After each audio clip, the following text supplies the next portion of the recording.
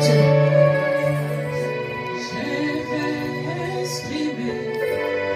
Alléluia. Est-ce qu'il y a quelqu'un qui peut exprimer? Oh, il y a quelqu'un. Est-ce qu'il y a quelqu'un qui veut exprimer encore ce désir-là de demeurer dans la présence de Dieu? Alléluia. Au nom de Jésus.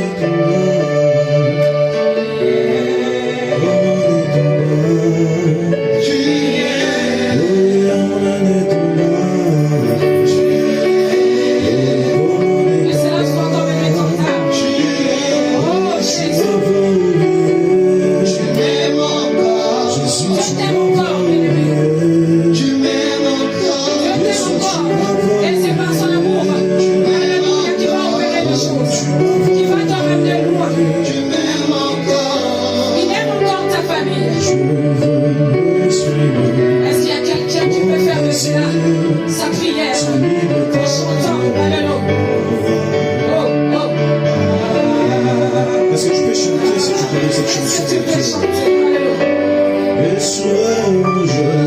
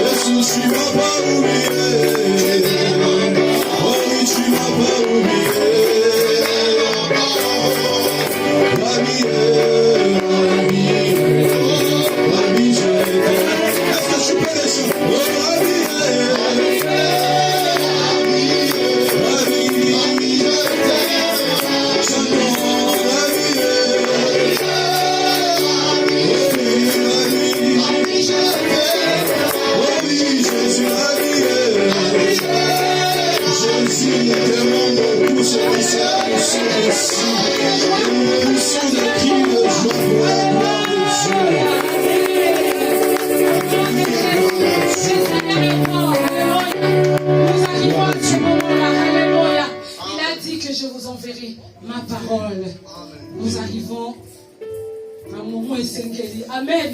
Alléluia. Il a dit que l'homme ne vivra pas seulement du pain, mais de toute parole qui sort de sa bouche. Il va encore parler ce matin à quelqu'un. Parce que sa parole, quand elle vient, elle ne sort jamais sans produit. Est-ce que tu crois à cela? Tu crois à cela ce matin? Acclame le Seigneur. Et maintenant,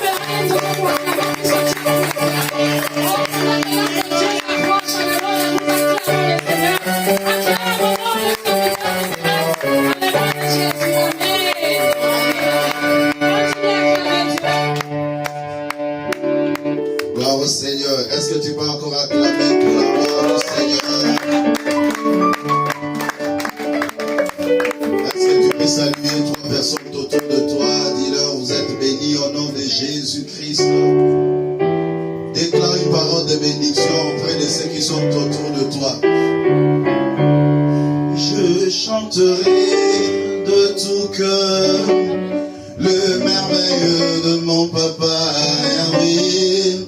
Il m'a ôté de ténèbres, il m'a délivré de tout péché. Je chanterai de tout cœur le merveilleux de mon papa Yahweh. Papa, il m'a ôté de ténèbres, il m'a délivré de tout péché.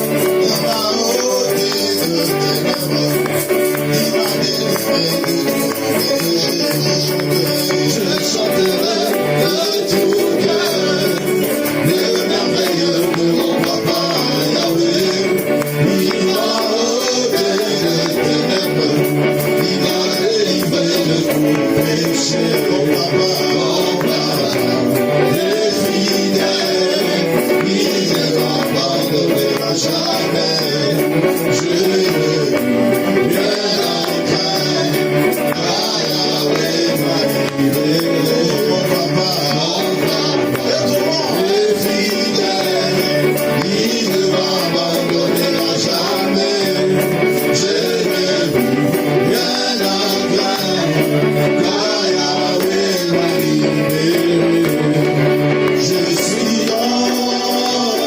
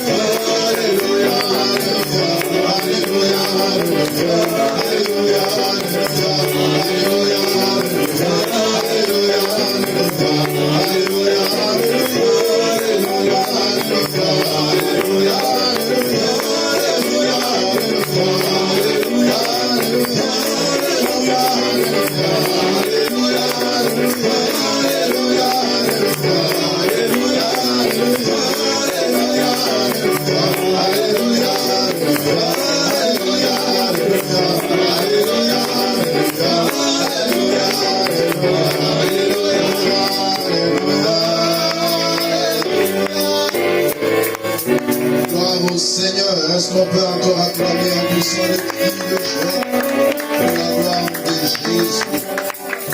Gloire au Seigneur, vous pouvez nous asseoir. Nous allons prier pour recommander ces moments entre les mains du Seigneur.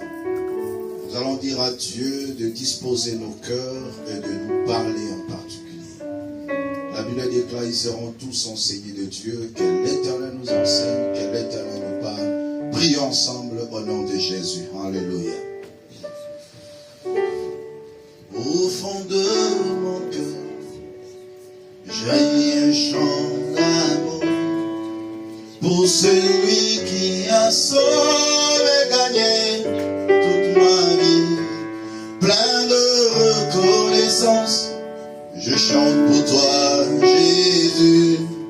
Je veux prendre plaisir à goûter à ton fruit, m'enivrer de toi, mon seul amour.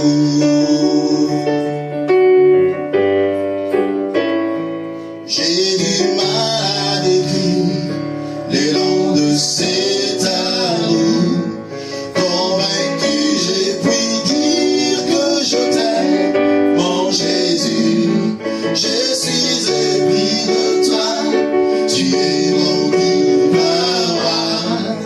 Dans tes bras, je désire partager ta chaleur, que tes ailes m'emmènent dans ta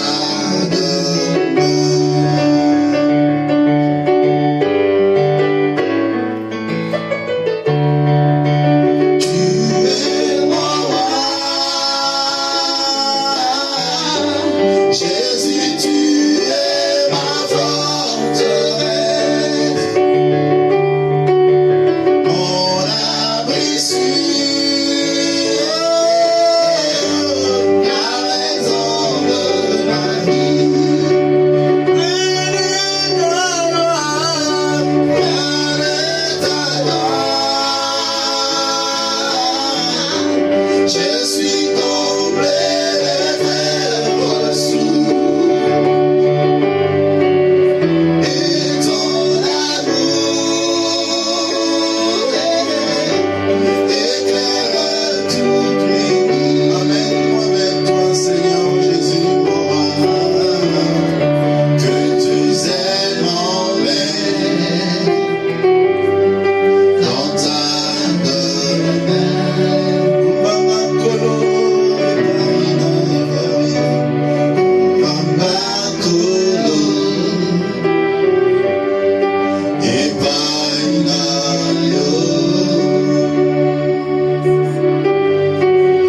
Je bénis ton saint nom, le Dieu vivant et puissant, redoutable et capable de tout.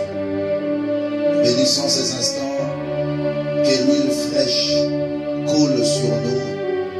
Bénis ta parole et honore le nom de Jésus-Christ que nous avons prié ainsi. Amen. Que l'Éternel vous bénisse et que la paix et la grâce du Seigneur soient avec vous. Amen.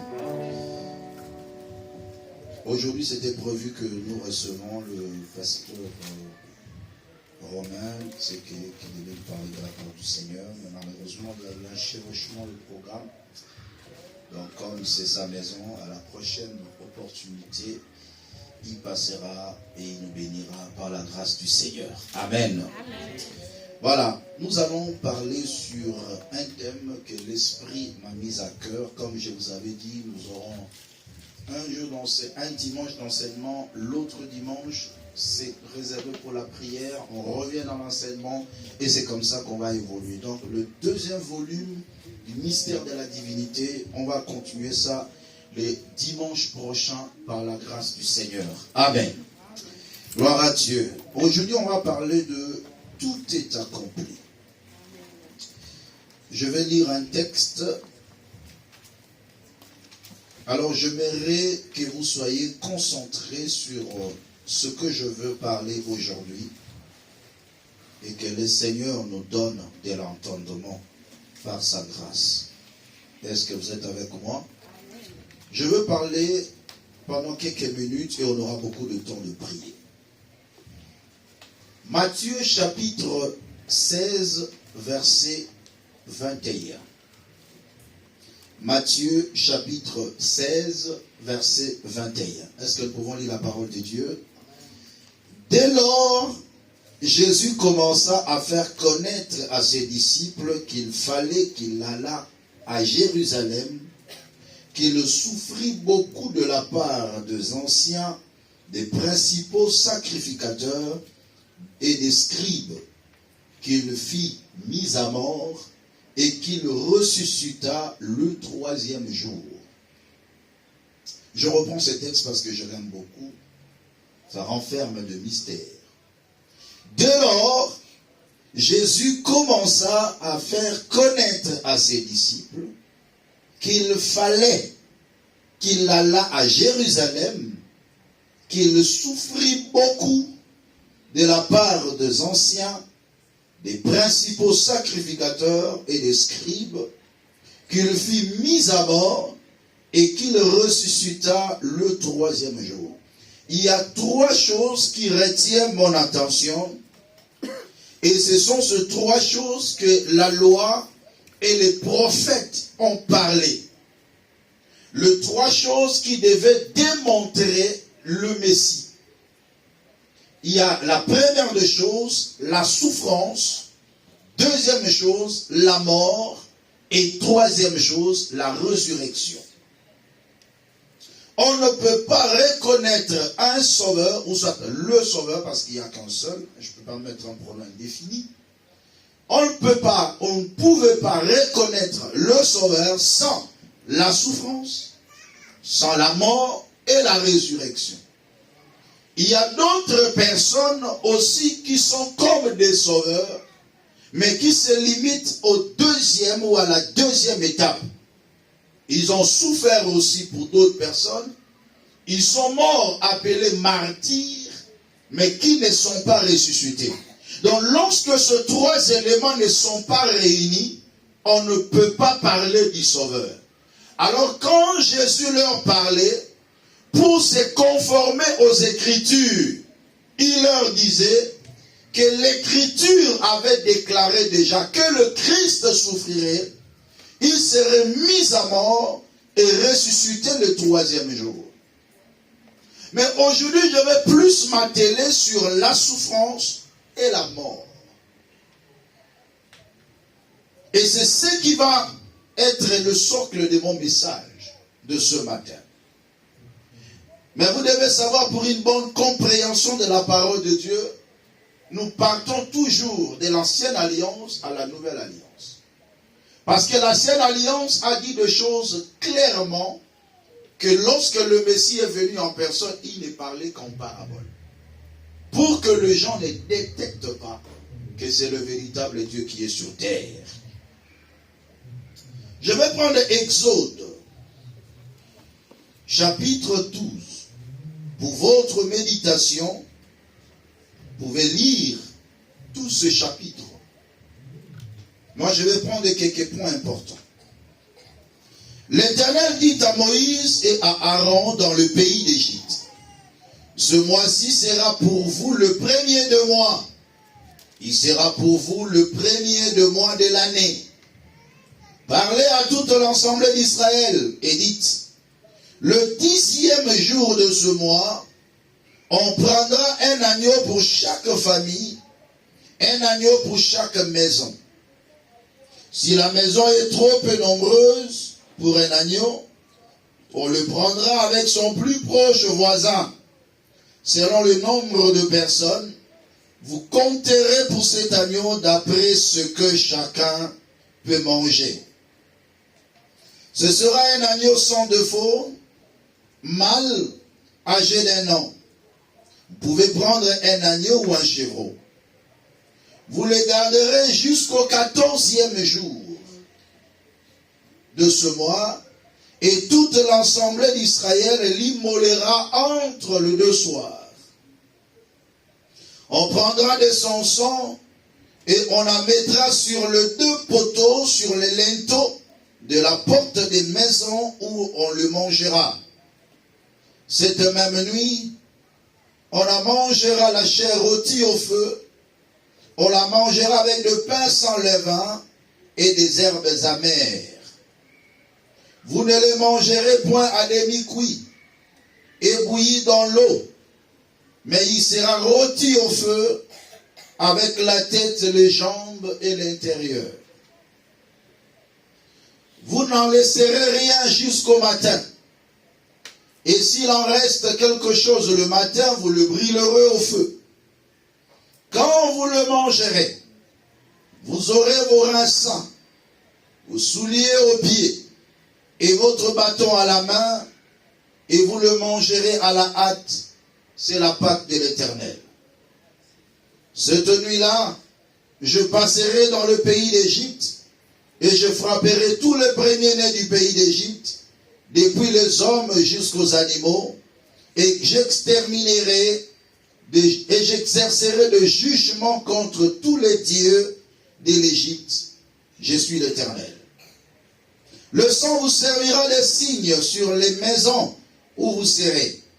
Je verrai le sang et je passerai par-dessus vous.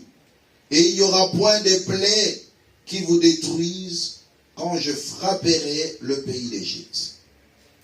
Vous conserverez le souvenir de ce jour et vous le célébrerez par une fête à l'honneur de l'Éternel.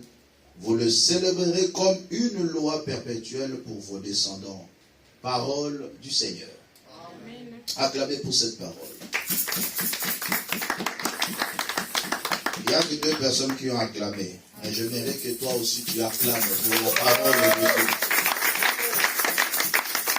Gloire au Seigneur. Est-ce que vous êtes avec moi? Amen. Alors, on va naviguer dans la parole du Seigneur. Je mérite décortiquer ensemble avec vous cette portion d'écriture que nous venons de lire. Je vais évoluer sous forme d'enseignement parce que la première partie, ça demande une bonne compréhension. Et la deuxième partie, on va entrer dans la révélation et le Seigneur va nous bénir. Amen. Amen. Gloire à Dieu. L'histoire de l'institution de la Pâque est une histoire que moi je peux dire une histoire prophétique. Parce que vous devez savoir que ce qui existe a été déjà préfiguré avant la fondation du monde. Même l'agneau de Dieu, la Bible déclare, l'agneau de Dieu a été immolé avant la création du monde. Donc il existait déjà. Et il avait préconisé déjà le salut de l'humanité. Alors, c'était le temps où l'Éternel avait décidé de frapper l'Égypte et de faire sortir son peuple de l'esclavage. Mais qu'est-ce qui devait déclencher la sortie de ce peuple? Qu'est-ce qui devait déclencher la délivrance de ce peuple? C'est ce que l'Éternel a institué en ce temps-là. La Bible déclare, je vais préciser vraiment, il dit ceci: ce mois-ci sera pour vous le premier des mois. Il sera pour vous le premier des mois de l'année.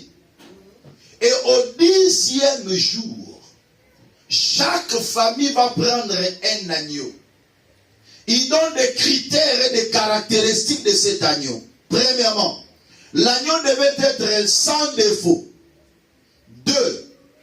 L'agneau devait être âgé d'1 an. 3. L'agneau devait être gardé pendant 4 jours. Parce que vous allez le prendre le 10e jour, mais vous allez l'immoler le 4e jour. Est-ce que vous voyez avec moi? C'est quel verset? Verset 6. Il faut être avec moi. Au verset 6, il dit: vous le garderez jusqu'au 14e jour. Donc il devait prendre l'agneau le 10e jour et il devait l'immoler le 14e jour. Il faut le garder pendant 4 jours. On le saura bientôt. L'agneau devait être sans défaut, un agneau mâle, âgé d'1 an, et devait être gardé du 10e jour au 14e jour. Écrivez ce point-là parce que je vais expliquer. Lorsque maintenant on va immoler l'agneau, on prendra de son sang qu'on mettra sur les linteaux, sur le poteau, les linteaux de la porte. Il insiste, comment maintenant on va manger l'agneau? Premièrement, il dit, verset 8, cette même nuit, on en mangera la chair, rôtie au feu. On la mangera avec des pains sans levain, pas bouillis dans l'eau. Vous le mangerez point à demi-cuit et bouilli dans l'eau, mais il sera rôti au feu. Une très belle précision. Rôti au feu, avec la tête, les jambes et l'intérieur. On saura aussi pourquoi. Vous n'en laisserez rien jusqu'au petit matin. C'est le point que je vous donne là. S'il en reste quelque chose le matin, vous le brûlerez. Mais quelle serait notre attitude pendant que nous sommes en train de manger? Quand vous le mangerez, verset 11, vous aurez vos reins sains, vos souliers aux pieds, votre bâton à la main, et vous le mangerez à la hâte. J'ai donné beaucoup de points là, qui en fait aussi des sujets, des séminaires qu'on aura petit à petit par la grâce de l'Éternel. Mais je vais revenir. À la fin, il dit, ça sera pour vous la Pâque. Le sang que vous allez mettre sur les linteaux, je passerai, je verrai le sang et je sauverai le peuple d'Israël. Mais je frapperai tout le premier-né des fils d'Égypte. Parole du Seigneur. Amen. Mais ce qui réjouit mon cœur, c'est parce que il annonce l'exode. Il a fait une rituel pour annoncer un exode, pour annoncer une sortie, pour annoncer une délivrance. Donc il devait tout faire par rapport aux cérémonies que l'Éternel donne, mais avec un objectif de fermer le bagage et de sortir du pays. Ça, c'est un élément très important pour nous de comprendre. Alors, allons maintenant en détail. On va commencer par le premier point, le caractéristique de cet agneau. Vous allez prendre un agneau. Dans Jean chapitre 1, le verset 29, berger, j'aimerais que tu m'accompagnes dans ce moment ici.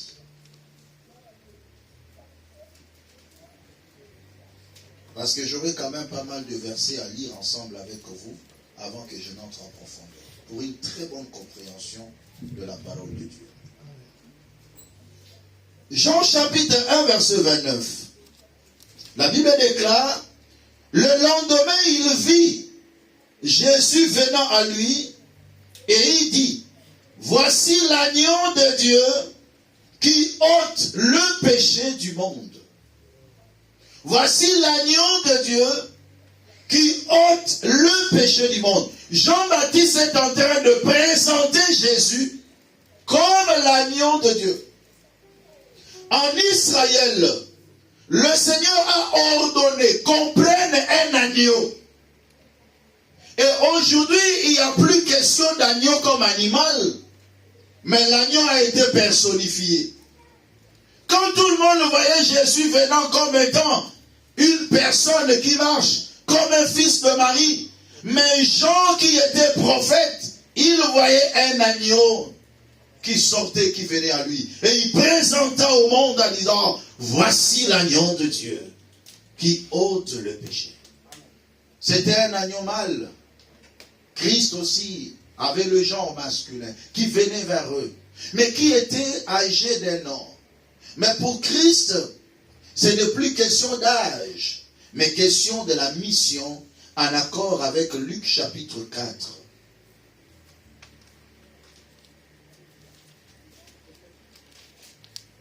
Luc chapitre 4, nous allons lire les Saintes Écritures à partir du verset 18 jusqu'au verset 19. Allez-y.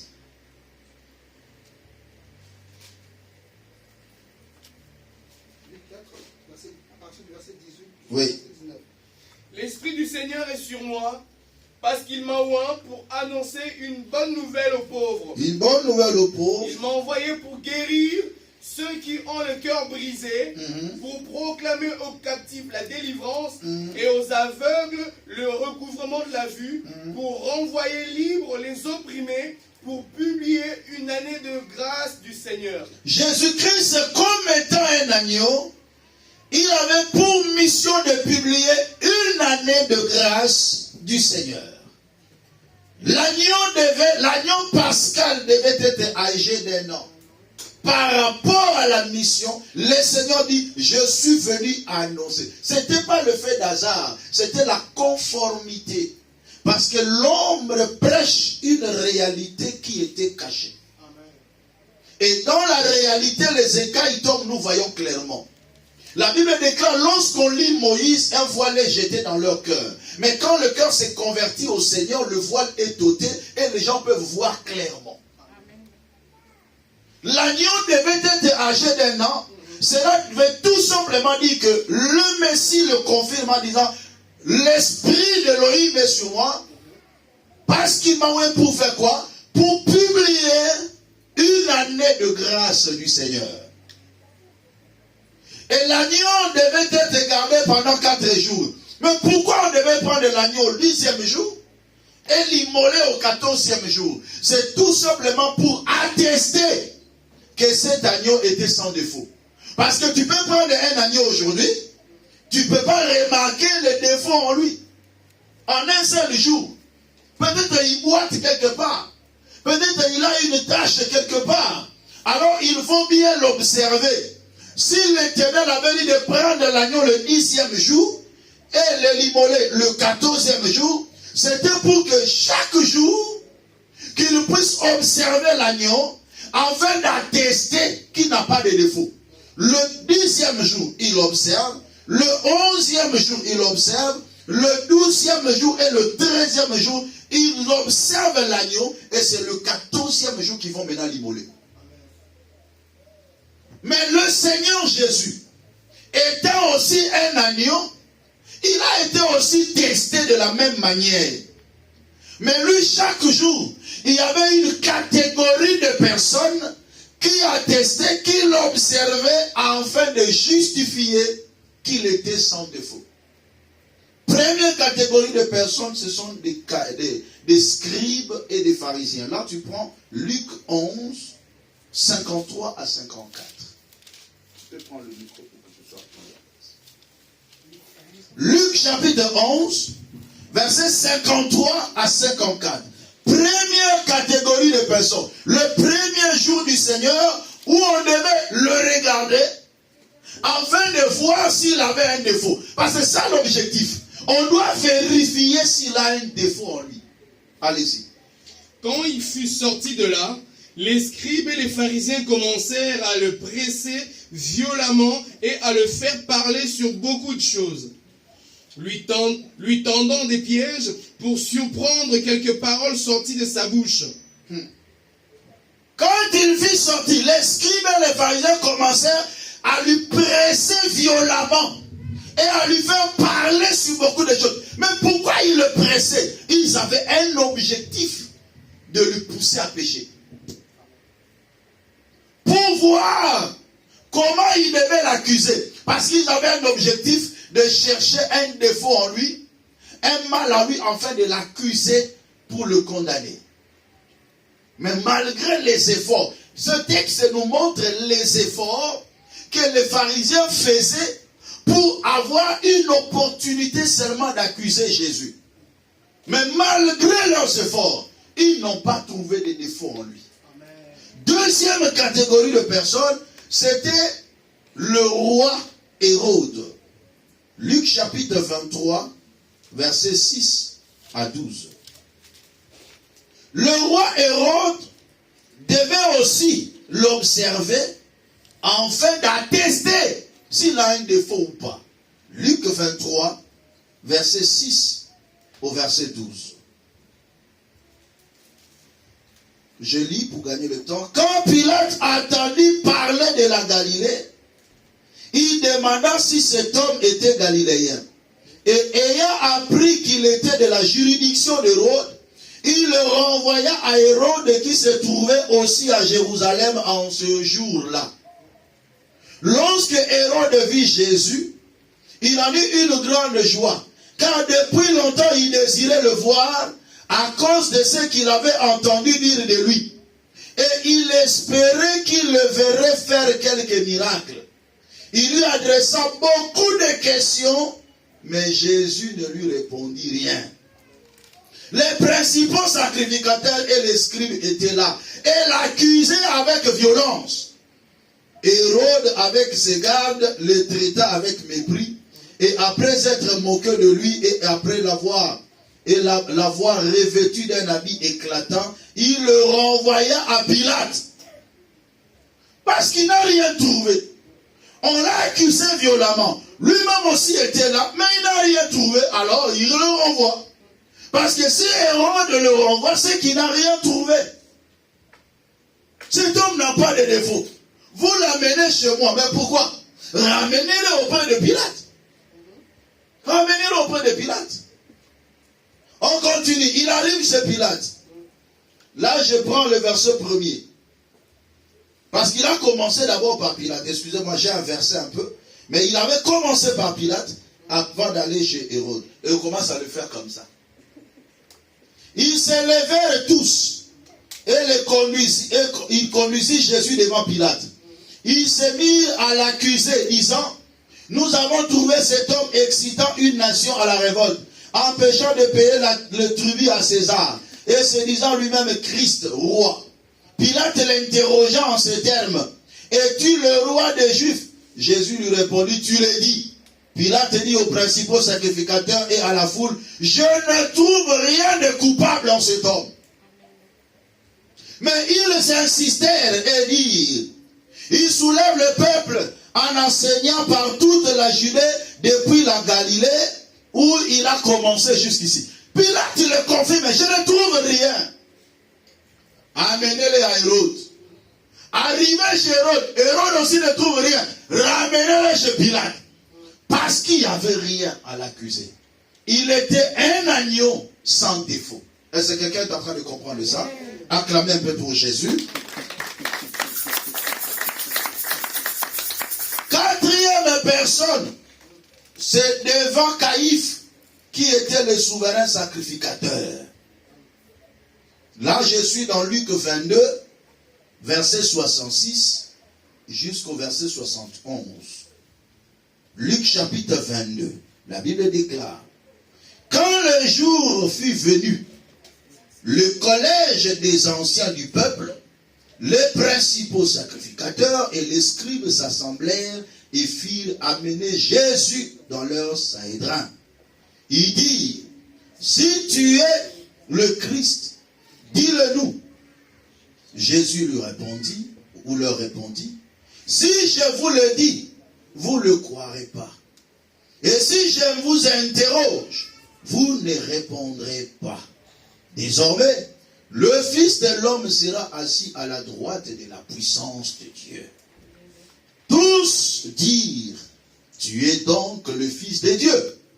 Et il leur répondit: vous le dites, je le suis. Alors ils dirent: qu'avons-nous encore besoin de témoignages? Nous l'avons entendu nous-mêmes de sa bouche. Amen. Jamais homme n'a parlé comme cet homme. Alléluia. Jamais homme n'a parlé comme cet homme. Il parlait avec assurance, il parlait avec détermination, parce qu'il savait qu'il n'y avait pas de défaut en lui. Il n'y avait rien de mal en lui, frères et sœurs. On a cherché des voies et moyens mais on n'a pas trouvé de moyen pour l'accuser. C'est Jésus-là, c'est celui que je vous enseigne aujourd'hui. Il était sans défaut. Il n'avait pas de mal en lui. Plusieurs cherchaient à le condamner, mais personne n'arrivait à dire exactement ce qu'il avait fait. Alors, laissez-moi vous continuer de vous dire encore un mystère. Lorsque maintenant arrivé au 14e jour, la Bible déclare ceci: on devait l'immoler entre les deux soirs. Jésus-Christ, après avoir attesté qu'il était sans défaut, on devait maintenant l'amener pour l'immoler entre les deux soirs. Entre les deux soirs, c'est un moment qui précède la nuit, qui précède le soir même. C'est entre 6e et 9e heure. Après avoir attesté qu'il était sans défaut, c'est l'heure maintenant de l'amener pour qu'il soit immolé. De la même manière, le Seigneur, après avoir parcouru tout ce personnage que nous venons de citer, c'était maintenant le moment qu'on puisse l'amener pour être immolé. Et là-bas, en ancienne alliance, on devait l'immoler entre les deux soirs. Voilà pourquoi Jésus-Christ a été immolé à la croix à la 6e heure.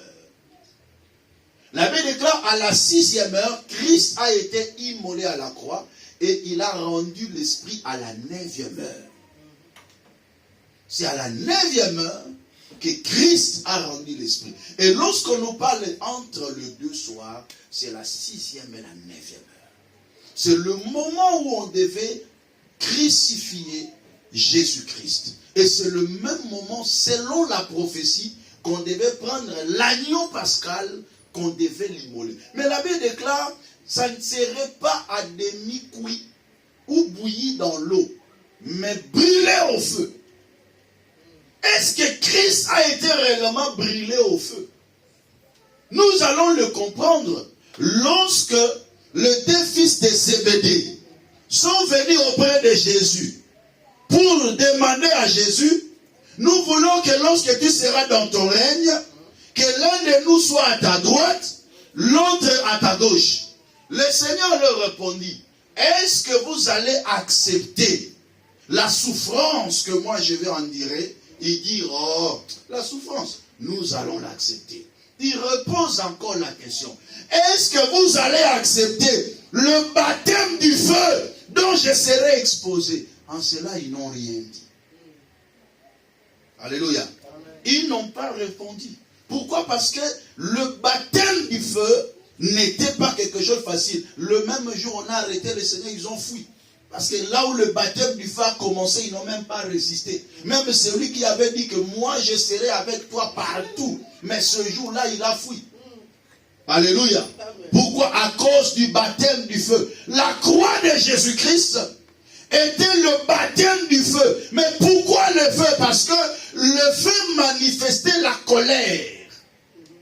C'était la colère de Dieu qui devait s'abattre sur l'humanité à cause du péché. N'est-il pas écrit que le châtiment qui nous donne la paix est tombé sur lui? Alléluia. La colère de Dieu à cause du péché de l'homme qui devait tomber sur l'homme, mais Christ a pris la place de l'homme. Et cette colère est tombée maintenant sur Christ. Et aujourd'hui, toi, tu vis en paix. Parce que quelqu'un a pris ta place. Est-ce que quelqu'un peut acclamer pour le Seigneur?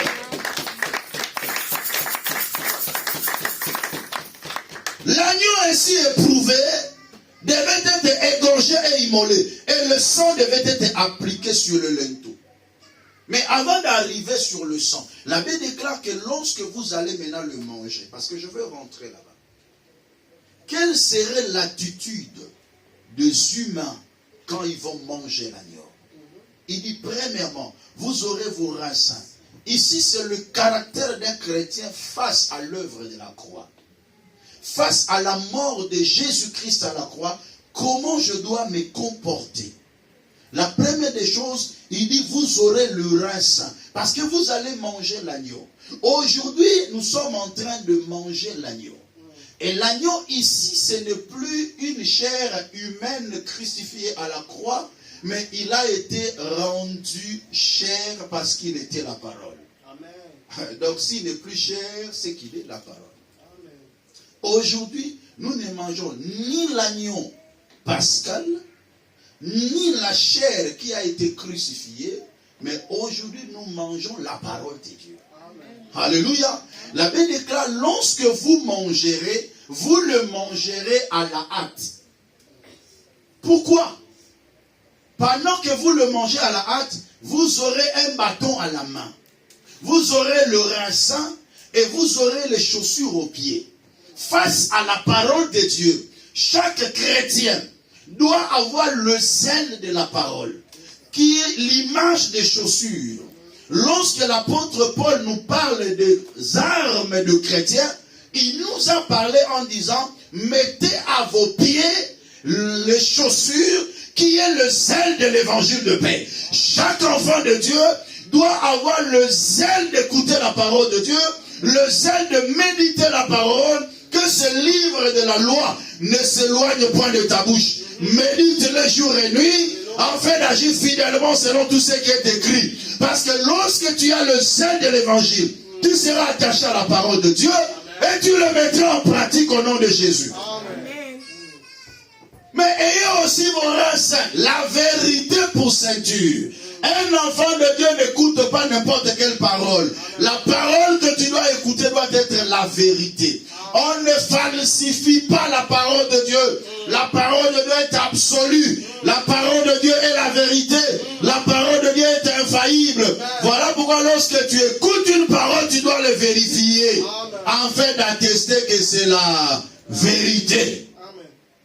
Mais lorsque vous allez le manger, aujourd'hui, nous ne mangeons plus par la bouche, mais nous mangeons par les oreilles. Alléluia.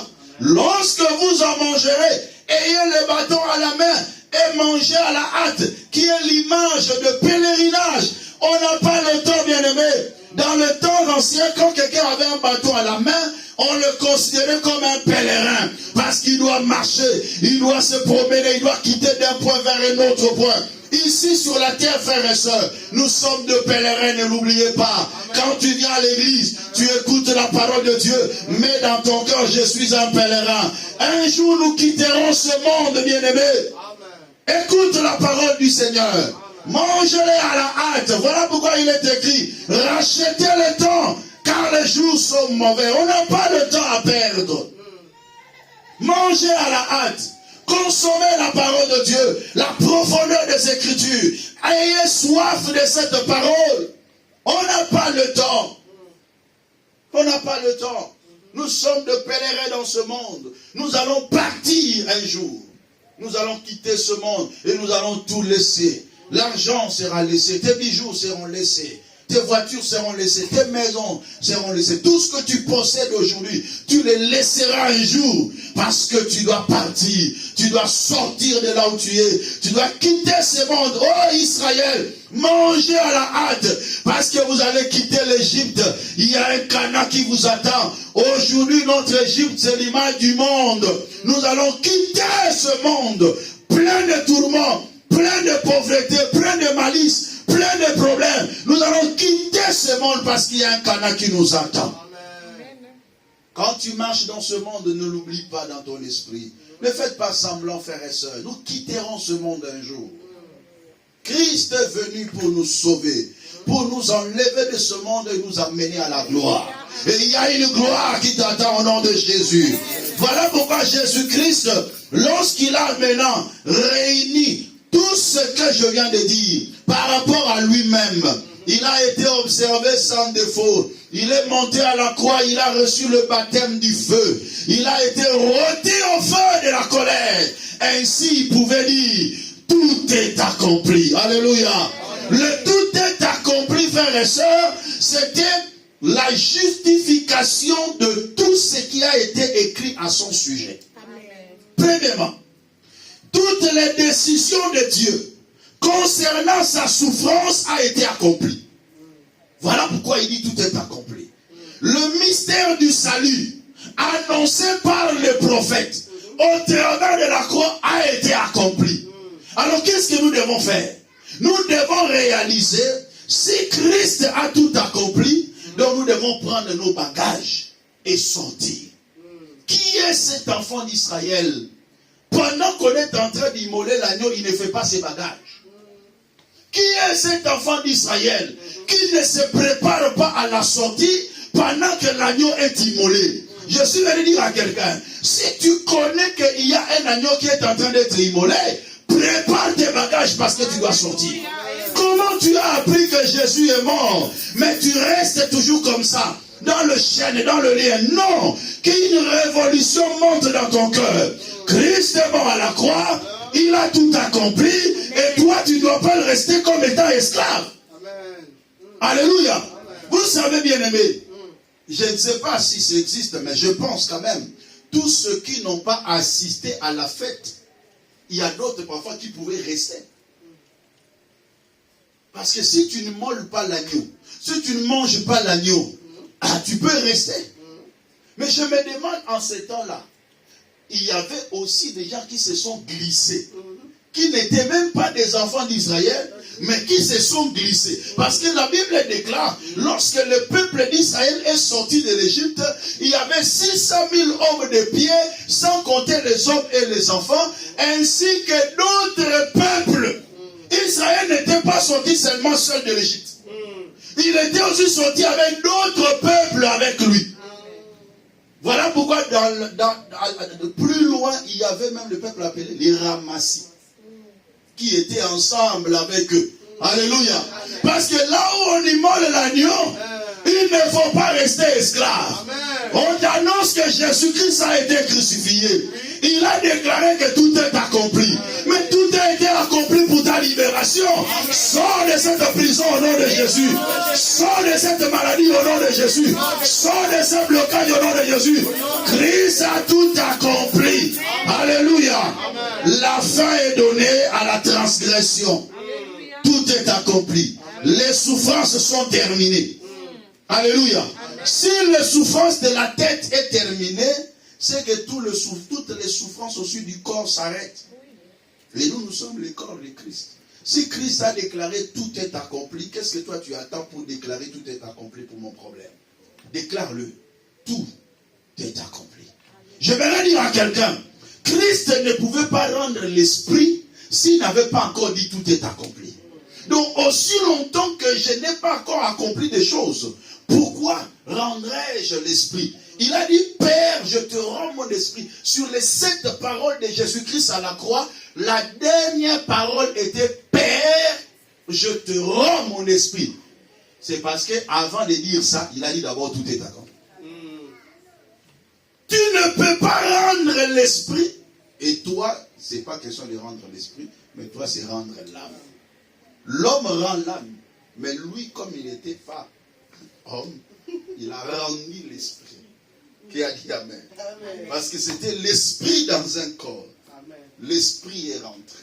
Je suis venu dire à quelqu'un, tu ne rendras pas l'âme aussi longtemps que tu n'as pas dit tout est accompli. Amen. Aussi longtemps que tes souffrances ne sont pas terminées, tu ne rendras pas l'âme. Aussi longtemps que tes problèmes ne sont pas résolus, tu ne rendras pas l'âme. Je déclare un tout accompli dans ta vie au nom de Jésus-Christ. Jésus-Christ a vu que tout a été réuni à son sujet et il pouvait partir maintenant. Je refuse de mourir aussi longtemps que je n'ai pas encore dit tout est accompli. Alléluia. Tout est accompli veut dire l'œuvre de la rédemption de l'homme et son salut sont désormais achevés. Il a tout accompli. Romains chapitre 8. Le verset 1 et le verset 31 à 34. Tout est accompli veut dire la fin de la condamnation et il n'y a plus de réclamation. Lorsqu'il n'y a plus de condamnation, plus de réclamation. Lorsqu'on a justifié quelqu'un, on ne le réclame plus. Est-ce que quelqu'un peut dire Amen? Amen. Très fort encore Amen. Amen. Augmente encore ton Amen. Donne-moi un Amen bien. Amen. Alléluia. Amen. Quand Christ dit tout est accompli, c'est-à-dire il a mis fin à la condamnation. Romains 8 verset 1, allez-y. Romains 8 verset 1er. Il n'y a donc maintenant aucune condamnation pour ceux qui sont en Jésus-Christ. Aucune condamnation pour ceux qui sont en Jésus-Christ. Pourquoi il n'y a plus de condamnation? Réponse, car Christ a tout accompli. Il n'y a rien qui est resté. Il n'y a plus de condamnation. La plaidoirie a été faite, le juge tranche les choses, on acquitte la personne, tu es acquitté dans le tribunal céleste. Amen. Personne ne peut te condamner, versets 31 à 34. Verset 31-34. Allez-y. Que dirons-nous donc à l'égard de ces choses? Que dirons-nous donc à l'égard de ces choses? Si Dieu est pour nous, Si Dieu est pour nous, qui sera contre nous? qui sera contre nous? Lui Lui qui n'a point épargné son propre fils, mais qui l'a livré pour nous tous. qu'il a livré son fils pour nous tous. Comment ne nous donnera-t-il pas aussi toutes choses avec lui? Il nous donne, tout est accompli, mais il nous donne aussi toutes choses avec lui. Qui accusera les élus de Dieu? Mais maintenant, qui va t'accuser? C'est Dieu qui justifie. Dieu t'a déjà justifié. Qui les condamnera? Qui peut te condamner pour tes péchés que tu avais commis? Christ est mort. Christ est mort. Bien plus, il est ressuscité. Il est ressuscité. Il est à la droite de Dieu. Il est à la droite de Dieu. Et il intercède pour Et il nous. intercède pour nous. Acclamez très fort en poussant des cris de joie pour cette parole. Alléluia. Il n'y a aucune condamnation. Là où il n'y a plus de condamnation, il n'y a plus de réclamation. Plus de réclamation, là où il n'y a plus de condamnation. Un exemple simple. Un exemple simple. Quelqu'un a tué. Tu as tué quelqu'un. Tu es emprisonné, il dit 20 ans de prison ou soit prison à perpétuité. Ok, tu entres en prison. Le juge a déjà tranché que tu es en prison. Écoutez le mystère du salut. Tu es en train de purger ta peine en prison. Le juge avait décidé, tu fais appel, on fait appel, un cours d'appel, cassation. À la cassation aussi, niet, condamné, tout est fini. Tu n'attends que apurer ta peine. Tu es là, en prison. Cette prison peut se manifester par la maladie, la pauvreté, le blocage, le célibat, les sécheresses, tout ça que vous pouvez comprendre. Parce que la Bible déclare, le salaire du péché, c'est la mort. L'homme est entré dans une prison, condamné, on a clôturé son dossier. Amen. Amen. Tellement qu'on a clôturé déjà son dossier. Donc, la partie adverse ne peut plus venir réclamer cette personne ou réclamer quelconque condamnation. Pourquoi? Parce que la condamnation a été déjà prononcée. Suivez très bien ce que je vais dire ici. Ça, c'est le droit. La condamnation a été déjà prononcée, on a tout conclu. Et ça entre dans les archives. Je dis bien, la partie adverse, c'est-à-dire la famille, peut-être la personne qui est morte, ne peuvent plus venir réclamer cet homme pendant qu'il est dans la prison parce qu'il est en train de purger sa peine. Mais dans son désespoir dans la prison, un jour, le président a signé ce qu'on appelle la grâce présidentielle. Et dans cette liste de la grâce présidentielle, son nom figure. C'est quelqu'un qui est en train de comprendre. Qu'est-ce qui va se passer? On vient à la prison avec une liste. Un tel présent, un tel présent, un tel et soudain, présent. Alléluia. Amen. Bon, le président a signé le décret de la grâce présidentielle. À partir d'aujourd'hui, vous êtes déclarés libres. Alléluia. Amen. Qu'est-ce qui va se passer?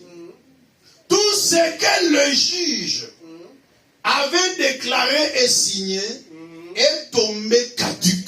Amen. La Bible déclare, il a par l'œuvre de la croix effacé l'acte dont les ordonnances nous condamnaient. Amen. Et qui subsistait contre nous.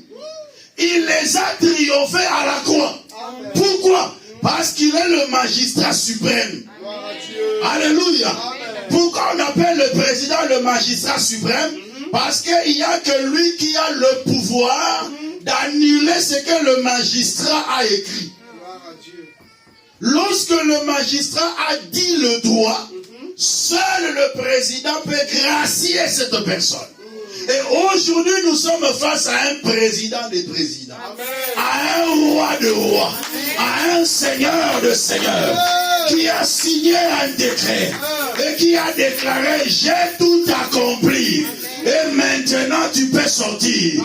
Qui est ce pharaon qui peut te dire: tu ne sortiras pas? Lève-toi comme Moïse et dis à Pharaon: moi et mon peuple, nos femmes, nos enfants, même nos animaux, nous sortirons de ce lieu et il ne restera même pas un ongle. Je décrète et déclare que tu sortes de cette prison, car Christ a tout accompli. Sors avec tout ce qui t'appartient. Sors et ne laisse rien. Sors et ne laisse rien. Je dis encore: sors et ne laisse rien, car Christ a tout accompli. Dis-moi maintenant, un jour, on me voit libre. La famille adverse me voit. Il me dit: toi, tu as tué notre frère. Tout ça. Non. Ma condamnation a été effacée. Alléluia. Amen. Si cet homme va encore pour m'accuser de nouveau, qu'est-ce qu'on dit? Sa plainte sera non recevable et sans fondement. Alléluia. Parce qu'on ne peut pas condamner quelqu'un deux fois d'un même péché, d'un même crime, d'une même infraction. Alléluia. Amen. Frère, voilà comment même Dieu a dribblé le diable. Il avait péché, tu l'avais déjà condamné, non? Moi, je l'ai gracié, est-ce que tu vas le condamner encore? Voilà pourquoi il dit: il n'y a donc maintenant aucune condamnation pour ceux qui sont en Jésus. Quand on parle de condamnation, c'est que la personne a été déjà jugée et on a clôturé les dossiers. C'est par là qu'on parle de condamnation. Parce qu'aussi longtemps que le dossier n'est pas clôturé, on va parler, il est présumé innocent. Mais quand on parle de la condamnation, c'est que le dossier a été clôturé. Ton cas dans le monde des ténèbres a été déjà clôturé. Tu étais coupable. Mais lorsque le Seigneur vient, vous savez le Seigneur, hein, au lieu seulement de te gracier seulement, mais il te justifie. Bien. Au lieu seulement qu'il donne la grâce présidentielle pour que tu sortes, mais il va plus loin, te justifier. Vous savez, justifier quelqu'un veut dire quoi? Déclarer non coupable celui qui était coupable. Blanchir quelqu'un. Donc, le tribunal va condamner déjà qu'à sa coupable.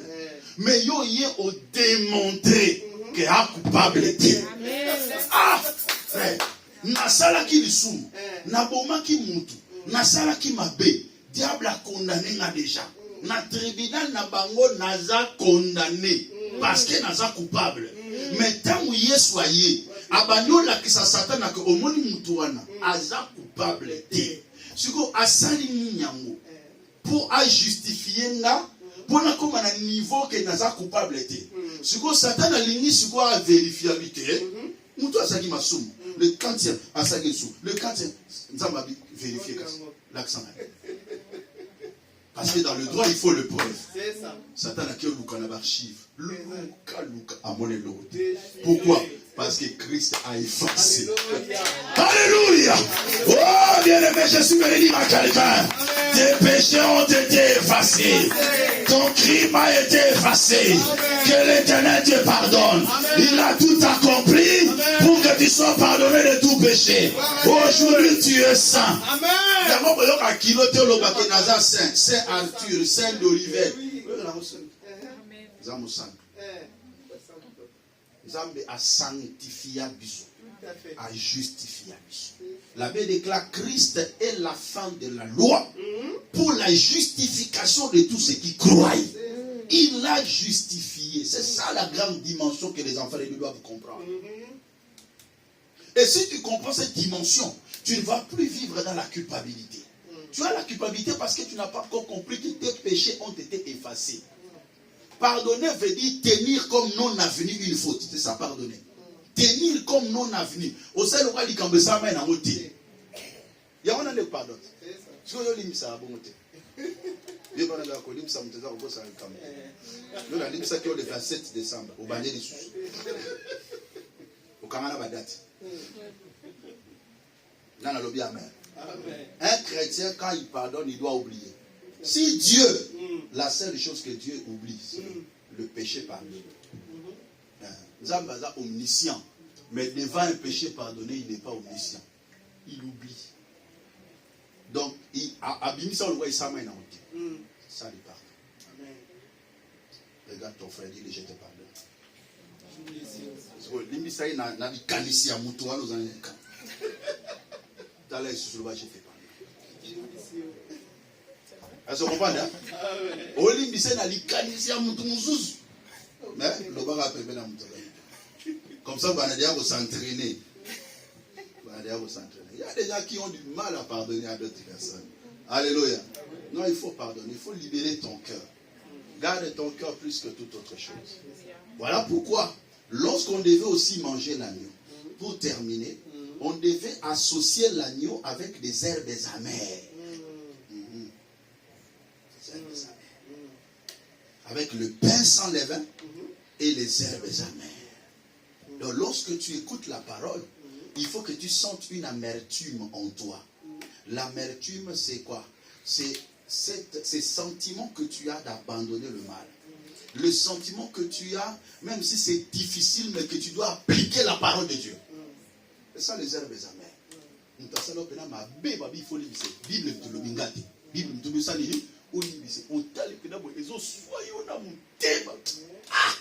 C'est ça les herbes amères. Donc lorsque tu manges l'agneau, associé avec les herbes amères. Nous allons dire à l'agneau, avec les pains sans levain, mais herbes amères les actifs. Alléluia. Ces genre de personnes, ils choisissent ce qu'ils peuvent appliquer. Parce que vraiment, franchement,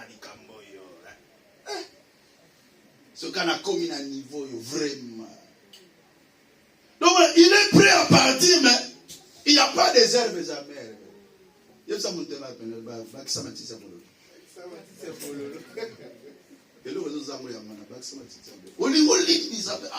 c'est plus fort que moi. C'est plus fort que moi. Ce qui m'a fait vraiment.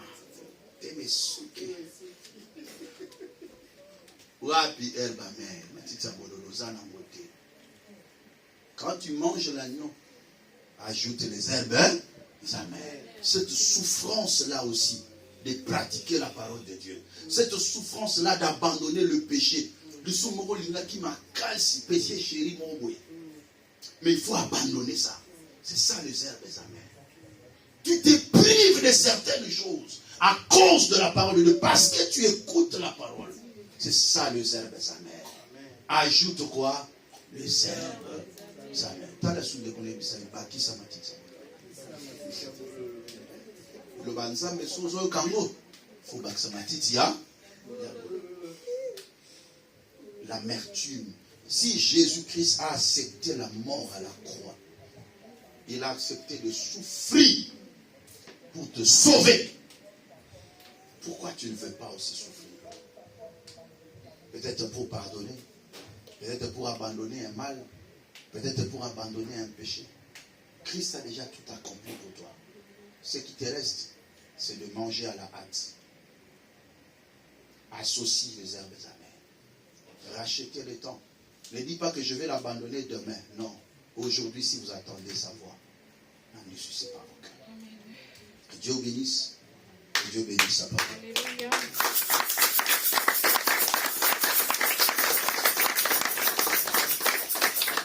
Lèvons-nous, nous allons prier.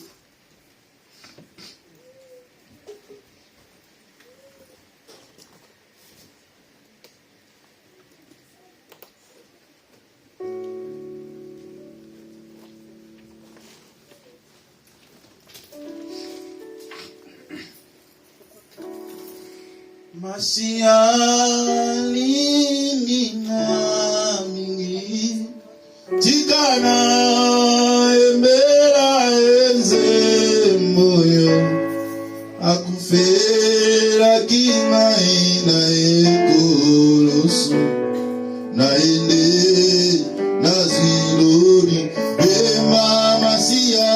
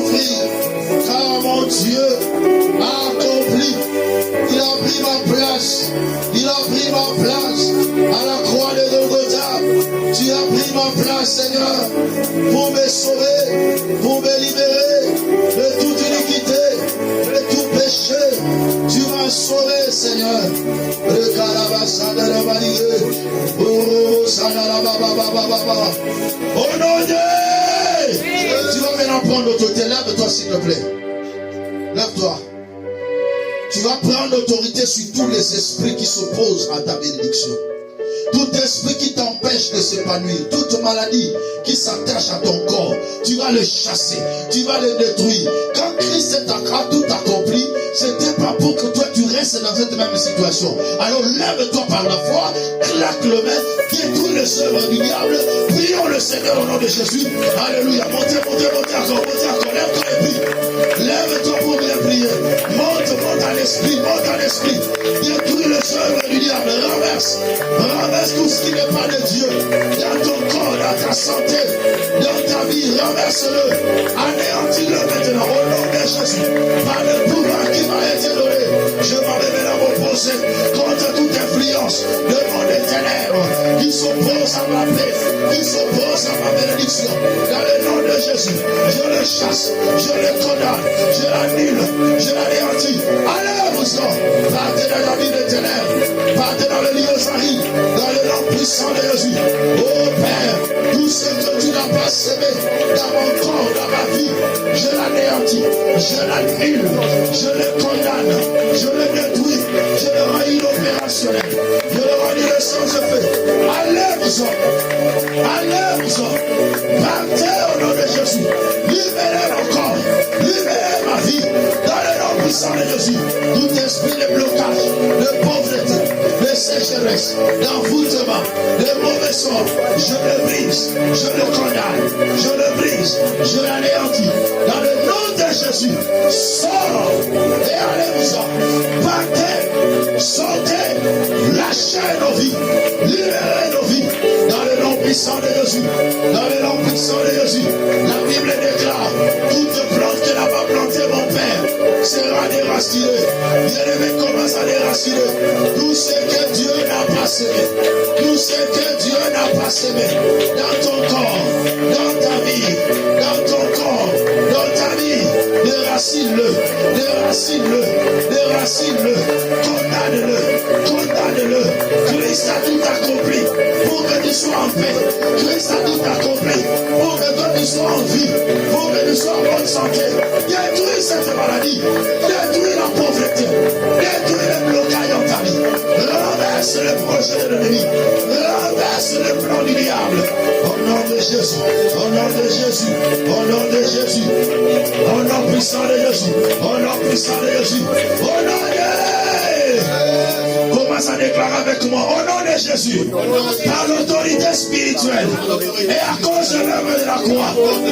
Aujourd'hui, je m'élève pour déclarer tout est accompli dans ma santé, dans mon mariage, dans ma santé, dans mon travail, dans ma vie. Au nom de Jésus, je déclare que le plan du diable a échoué. Les projets de l'ennemi sont anéantis dans ma vie, dans ma santé, dans ma famille.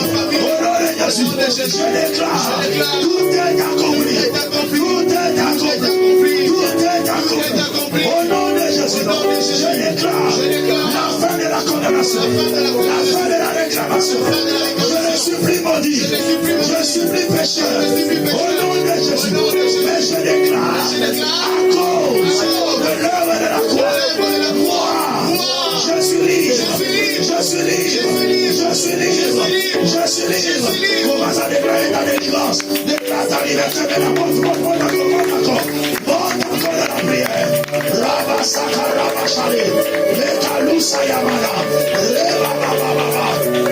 Je déclare ma liberté, je déclare ma liberté au nom de Jésus. Je déclare que je suis libre dans mon corps, dans mon âme et dans mon esprit. Je suis libre de prospérer, libre d'avancer, libre de monter. Je déclare, je suis libre, je déclare, je suis libre, je déclare, je suis libre.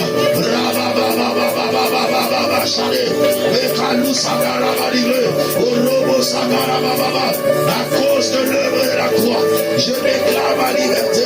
À cause de l'œuvre de la croix, je déclare que je suis libre, libre de toute condamnation, libre de toute condamnation. Il n'y a plus de réclamation sur moi. Il n'y a plus de réclamation sur moi. Dans le nom puissant de Jésus, Christ m'a libéré. Christ m'a libéré. Christ m'a libéré. Je suis libre. Je déclare mon exode. Je déclare ma délivrance. Je déclare ma Pâque. Au nom puissant de Jésus, je déclare, je suis libre. Je déclare, je suis libre. Voilà pourquoi il est écrit, c'est pour la liberté que Christ m'a affranchi. Que Christ m'a affranchi. Au nom de Ouvre ta main et déclare avec moi, je suis libre au nom de Jésus. Je suis libre au nom de Jésus. Encore une fois, je suis libre au nom de Jésus. Je suis libre au nom de Jésus. Encore une fois, je suis libre au nom de Jésus. Je suis libre au nom de Jésus. Toute personne qui est libre, il a maintenant les accès. Il peut maintenant entrer en possession de tout ce qui lui appartient. Maintenant, commence à déclarer, j'entre en possession. Et déclare la chose ou la situation à laquelle tu entres en possession. Claque le main et commence à entrer en possession. Au nom puissant de Jésus, nous prions, alléluia. Je décrète et déclare, à cause de l'œuvre de la croix, je suis libre. Et parce que je suis libre, j'entre en possession. J'entre en possession de ma bénédiction. J'entre en possession de mon élévation. J'entre en possession de ma grandeur. Je déclare, je suis béni de Dieu.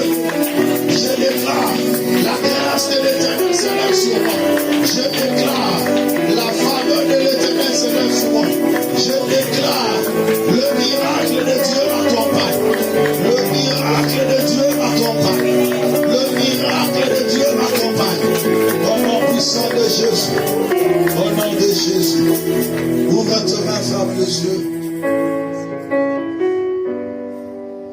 Commence à remercier le Seigneur. Pendant que tu fermes les yeux et que tu remercies le Seigneur, vois que tu es déjà entré en possession de ce que l'Éternel a destiné en ta faveur. Prions le Seigneur avec Jésus. Déclare-le par la foi. J'entre